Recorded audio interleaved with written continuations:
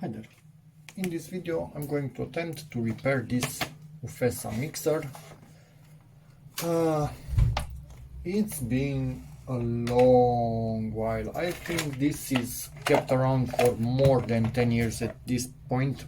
So it's been a really long while since it broke down.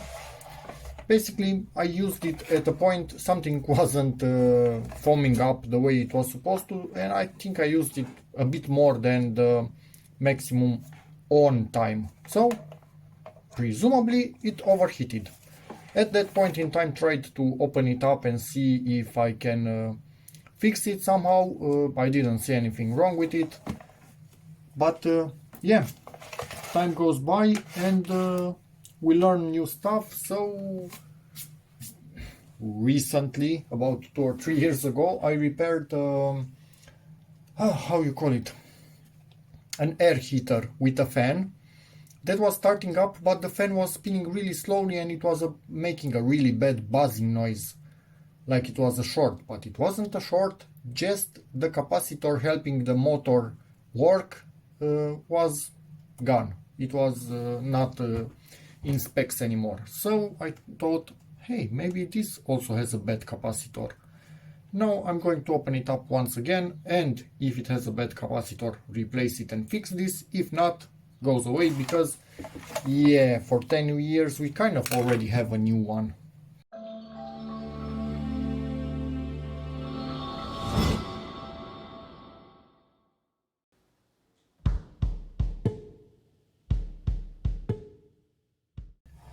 After fighting with the safety screws that are really deep in there, that no standard, I don't know, kind of tip will ever reach them.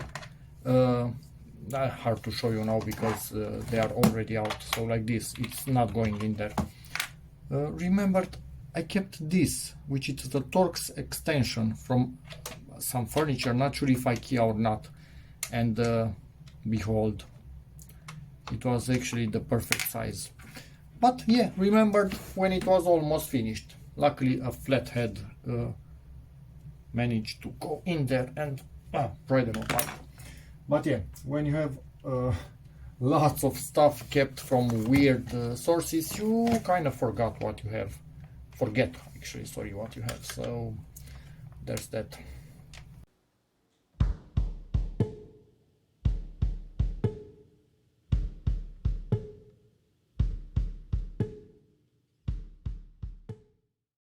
Well, there goes the quick fix I was hoping for. This does not have the capacitor I was thinking that I need to replace. It only has a filter capacitor right here on the input and one directly on the motor itself, between the two brushes. So that's an X2, this is an X2. As far as I know, they are just filters, nothing to do with running the motor itself. So yeah, it's on high speed, so on 5. I'm going to plug it in, no touchy, rotate it so maybe you can see some of the sparks from the brushes, and try to quickly power it on and power it off. It might not power on because it has a switch there that I think tells it if everything is closed up, so we might need to do something about that. Wait a second. This thing actually ran at high speed. Wait, what? So is it only the lower speed that's defective? So we only lost maybe one of the windings in this thing. Okay, unplug. Kind of put it back together and see what it does. Nah, this thing right here is for something else. I think this hits it when it goes up to the max. Not sure, I think this is the proper direction. Yeah, that lever right there hits this. So it goes into turbo because you have an attachment in here. Presumably it does exactly the same as pressing this turbo switch which, yeah, it has a turbo button, and I'm not attaching only the bare minimum in here. So in theory, we are almost good to run this, but I was sure it's not working, so yeah, we'll see in a moment.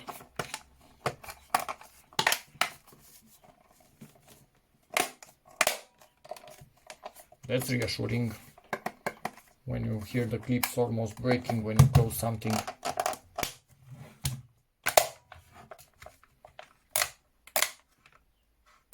Okay, I think this is the wrong way in here, doesn't matter. Let's power this on.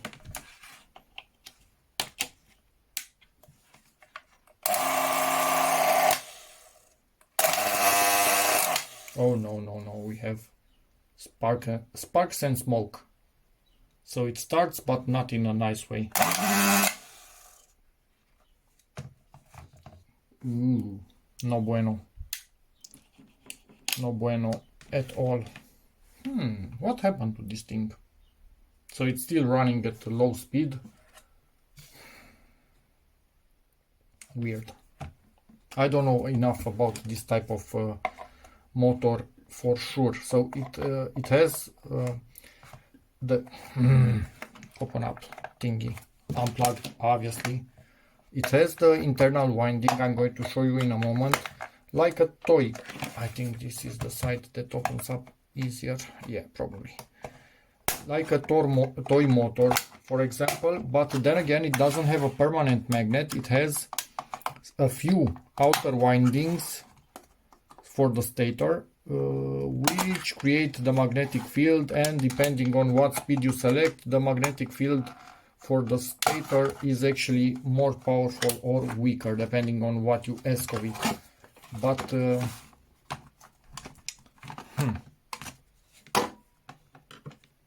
ooh, and this is, oh no, this is extremely hot just for powering it on for a few seconds. Let me see, what about the rotor? The rotor is also kind of hot. So this is drawing way more power, in my opinion, than it should draw. I'm expecting some of the windings in here to actually be main windings, like something that's basically always connected, and then you come and add longer windings when you need more speed with a higher, more powerful magnetic field. But I'm thinking that main winding is Gansky. Now I just need to take a good look at the wires and see which one of them might be responsible for that main winding, and probably that's Gansky, because this is yeah, this is extremely hot. Yeah, potentially, if only this is burnt, I could open it up and only rewind that, because it's way easier to rewind a stator than a rotor. A rotor, yeah, I could not do that by hand, obviously. This is much too complicated. But a stator, it's like a standard transformer, so potentially I could do that in case I find the culprit winding, but let me try and find it first. And you can see here where it's drawing from the brushes, because it's running at a much higher current than it should be.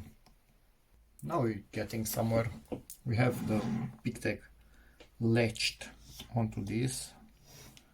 Let me try and somehow put that into view. Okay, no reflections. And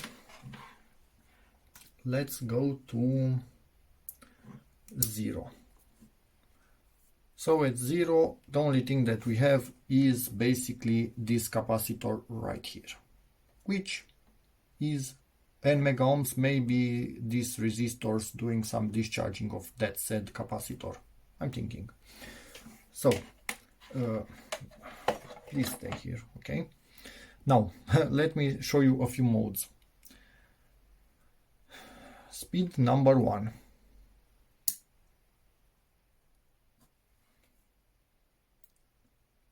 36 ohms.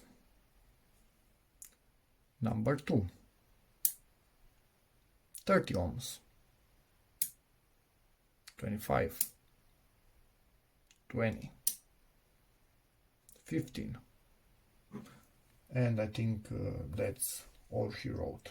Now let me show you something. When this was pulled, to have that weird critical battery autosave, not at the moment, sorry about that, to have that thing to mesh fruits and stuff like that at the end of this meant, whoop, disconnected, so we are only getting the capacitor. But when you pressed the turbo,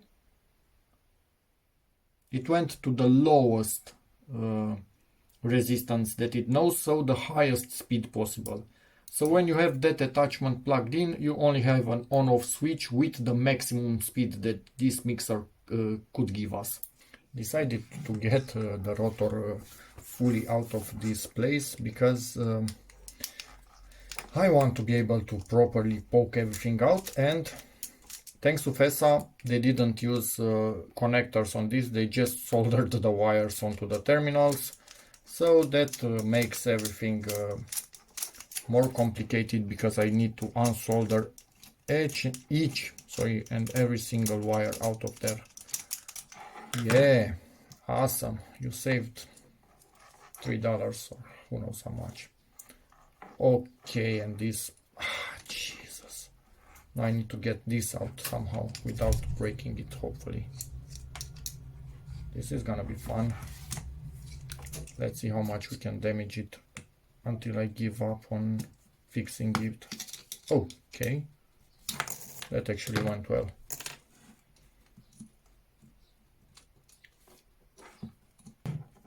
I needed to remove the whole front of it, also disassemble this because it was just not getting out. Sorry, I didn't show you my battery on the camera, on the phone actually, because my phone is the camera, went out. And to get this out, you basically also need to take out this end, and at this point I think a bearing is actually locking us in here, so I might need to slowly smack this out of here.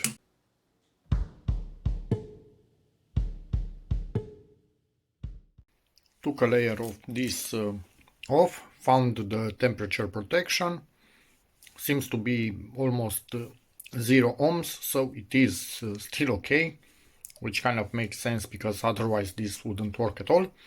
This to me, to the eye, so the eye test, still looks fairly decent color, so doesn't look like something that dramatically overheated, but then again I haven't seen that many dramatically overheat, so maybe just a bit darker in this area it's enough, but why isn't it here a bit darker also? So I'm expecting here to be a bit of what we had also on the plastic, basically just fumes. But yeah, let's open this further. I don't like what I see in here, like something heated up quite badly. So at this point I think I'm almost beyond the point of no return. I'm going to take it apart even more. It's opened up enough that I'm going to attempt to measure directly from one side to the other. This is not going to be easy, is it? Ay. Let's see how I can best do this. Jam it in there. Camera, I hope you are seeing this because it's not easy at all. And then directly in here.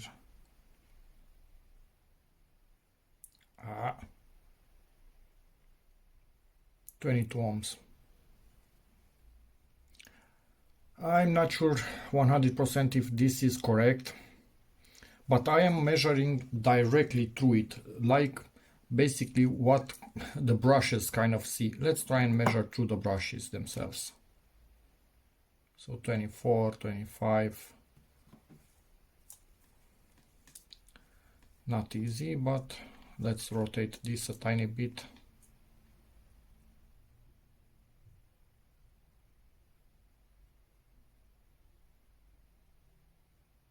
Just slowly.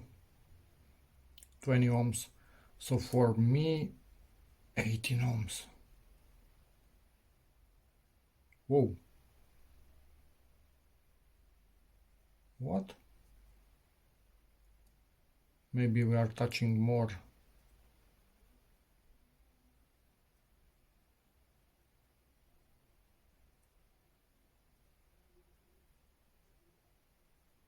Or is there a part of that motor that's actually bad?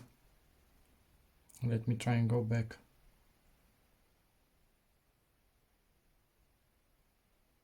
Whoa! So there might be specific windings in this particular motor that actually have shorted out, not the whole thing. At least this is how I understand it. So you put a voltage from one side, you put one from the other side, and that's what it sees. If it sees 5 ohms, that's it will be a huge current in there. For such a small motor, that's basically nothing. If I understand this correctly, correct me if any of you know more than me. But this is kind of in line with, let me put a bit more light in here, what I see on this. Basically in some areas, look at this, literally pitting has appeared at the edges. The sparks were that big that they started to eat at the copper. And this is all darkened up. So yeah, I think this is actually bad. And now that I look at a good winding, you can see it, how gold it is. This one is significantly darker, at least in this side. In this maybe not so much, but still darker.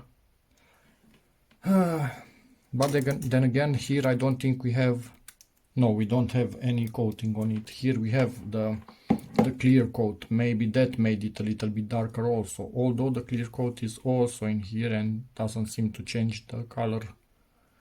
Anyway, so yeah, most likely this is Gongski and not worth having it redone, because obviously this needs to be balanced, like you see in here with these melted plastics. Yeah, I cannot do something like this by hand. Maybe in India I've seen they do crazy stuff like this, and I'm happy that there are still in this world people like them that have a hands-on approach and fix everything. But no, at least for me, doing something like this and not being able to balance it, this will wobble when using it. Yeah, I don't know what my wife would do to me if I try to make her work with such a tool.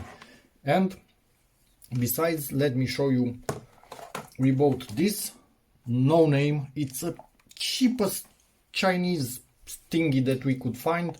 It's shorter than part of this motor and it still works.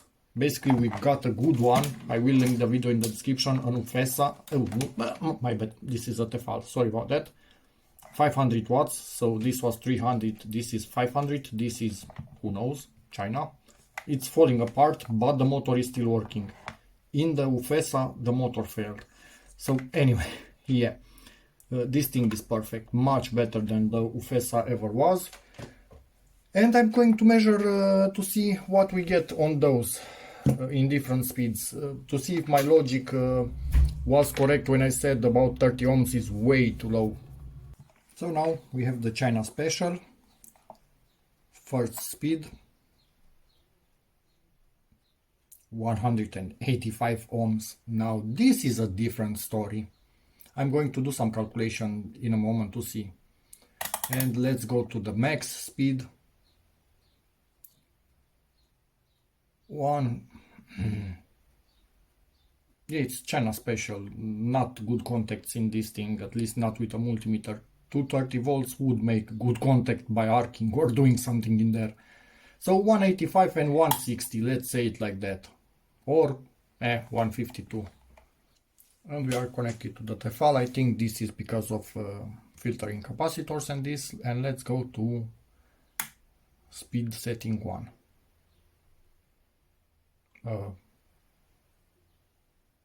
Nothing. Am I not properly connected?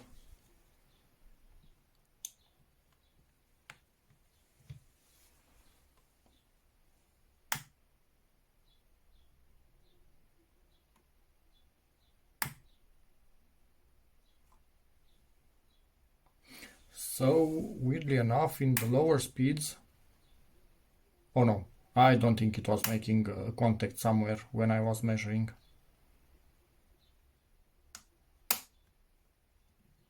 Not really sure where and why. So up until now it's still not measuring anything properly. 165 kilo ohms. And let's go to max. 94 ohms.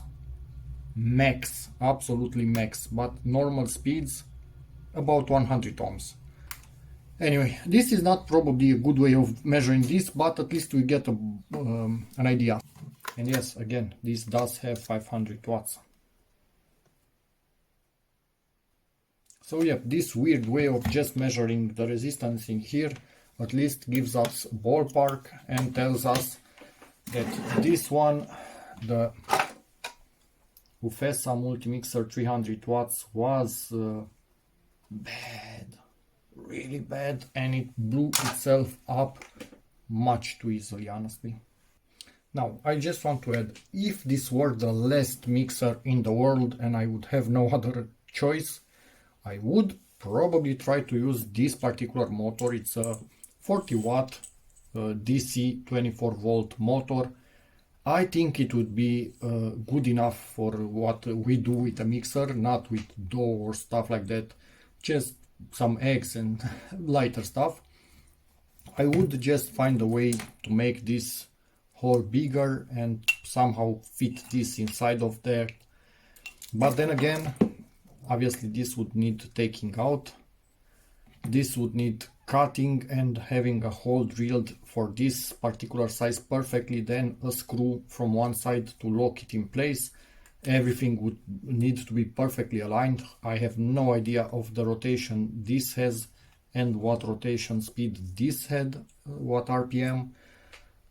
Yeah, so it would be a weirdness. I would also need to have a way of controlling it, or just accept it has one speed, which might be really high or really low. No clue whatsoever. And you are wondering if this would be enough. Well, I've seen toy ones, even cheaper than the cheap Chinese one, which seem to have even smaller motors than this. And if I think about it, I've seen smaller motors than this in drills, in battery operated drills. So probably something like this would have enough torque to do the trick. Maybe also not the RPM, or maybe it had the RPM, never mind. But this having plastic gears in it, any misalignment would destroy them in no time. So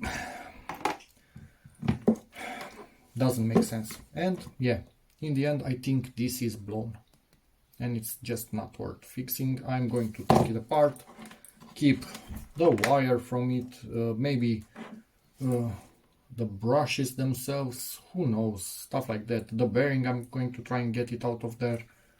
But yeah, sadly it is what it is. Products made to last almost nothing. Yeah, let's do this in high speed and see what I can keep out of this. Managed to make some progress to get this out, to be able to undo the screws holding this plate in here, which in its turn was holding the bearing, because I couldn't get the shaft out of the bearing by tapping it in here. The more I tapped it, the more it went flat and it didn't want to come out. And now I understand why. As you can see, I was able to file it down. So it's extremely soft. But yeah, it's low power, so maybe this part is a bit harder, but then again it's going against plastic, so it doesn't really need to be that hard. Anyway, so it had this particular screw right there in the middle. Undid that and this yanked out. And I had access to undo the two screws and get this out in its turn. And now that I filed that down, I'm going to hopefully be able to get this out in a way or another. At the end of the day, this is what I'm keeping, and I'm keeping quite a lot. Many people would not keep this much. So this for the wire, because as far as I can see the wire is in good shape, and I need copper wire from time to time. This is a piece of nothing that goes away. A capacitor, a full filter board, the cable itself still good. This switches with the wires between them, probably the wires I will not use, but for the switches for sure I will have uses in the future. And this for low voltage, I don't like that this was used for mains voltage, honestly. It's just a plastic with a screw going through it, and this making contact just from the force of that, camera please focus, making contact just from the force of that screw with this metal. But for low voltage, this is really nice. So I could use this in a future project. And yeah, the brush is in here, although they don't have a spring connected to them, so they might be hard to use in another environment, but I will see. The mountings for the motor, it's just rubber, who knows. Camera focused now on something in here. Okay. The temperature cutout, and a few screws, the bearing, and basically the fan itself, and some springs. And that's kind of about it at the end of the day. And these tiny coils that were on the input of the motor. Probably I'm not ever going to use them, but yeah, for the moment they are staying. And what's going out? All of this. Now, again, many people will not hold onto a quarter of what I'm keeping here. And this will be e-waste for everybody, most likely everything. And please tell me that making cheaply designed products that break easily isn't wasteful for the environment. Please try and tell me that. Yeah, we need to somehow force companies to make better products. This is just crap. But anyway, yeah, hopefully this can be recycled. Yes, it can. It has the sign on it. It's ABS and it has the recycling sign. Camera, you are not focusing on anything today. So these are recyclable. I'm going to remove the label, as having this label on it would completely defeat the purpose as far as I know, as much as I can know. Glue residue. Oh, and one screw in here, which I'm also keeping. Glad I saw it at the end of the day. So yeah, what can I do? I saved as much as possible, but this was way too far gone, and this is way too long video, as all of my videos are basically. That's about it. And others maybe would keep the copper from this, but it would take way too long because it's encased in that clear coat, so it's much too complicated to and maybe this aluminum could be also recycled, but you would need to get this bushing out, and the aluminum has been crushed on the edges to keep it in place. So again, quite annoying to get out. Forgot about this crap e-waste, but at least I am keeping the ball. There's that. Hopefully this video helps anybody out there in a similar situation. Yeah, sadly most times probably it's the rotor itself. And that's about it. For me, for example, this I will not keep. They are useless. I have many of them on other boards. I think it's a voltage spike protection, as far as I know. I think they are MOVs. Anyway, so yeah, see you in the next one. Bye.